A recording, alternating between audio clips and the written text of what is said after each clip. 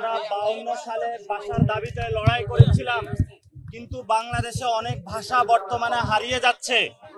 আমরা সরকারকে আহ্বান জানাবো, বাংলাদেশের মাটিতে যতগুলো ভাষা রয়েছে সকল জাতিগোষ্ঠী এবং ভাষাগুলাকে সংরক্ষণ করার জন্য, তাদের অধিকার দেওয়ার জন্য, তাদের শিক্ষা ব্যবস্থা চালু করার জন্য।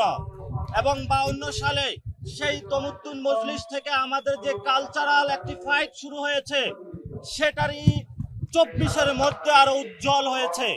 দক্ষিণ এশিয়াতে আমাদের যেমন অতীশ দীপঙ্কর রয়েছে, আলাউল রয়েছে, এই ধরনের অসংখ্য গুণী ব্যক্তিবর্গকে নিয়ে বিশ্ব মঞ্চে সরকারকে দাবি জানাচ্ছে আজকের এই প্ল্যাটফর্ম থেকে, আজকের এই 21শে ফেব্রুয়ারির প্রহর থেকে বাংলাদেশের যতগুলো দূতাবাস মিশন রয়েছে সব জায়গাতে বাংলা হাউস কৃষ্টি কালচার চালু করার জন্য।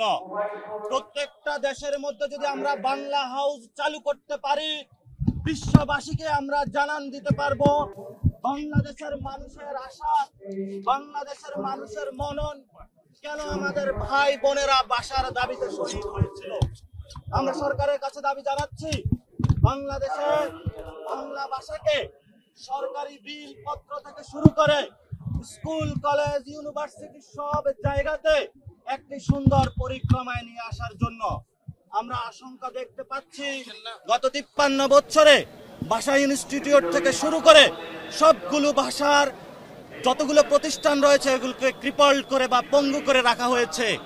আমাদের যে জাতীয় কবি কাজী নজরুল ইসলাম যে বাংলা ভাষায় অসংখ্য সম্পদ আমাদের কাছে রেখে গিয়েছে, তাদের কথাগুলো, তাদের কবিতাগুলোকে প্রিজার্ভেশন করার জন্য আমরা বিশ্বমঞ্চে বাংলা হাউস, বিশ্বমঞ্চে বাংলাদেশের সংস্কৃতিকে ছড়িয়ে দেওয়ার জন্য এই 24-এর গণ অভ্যুত্থানের পরে সুযোগ এসেছে।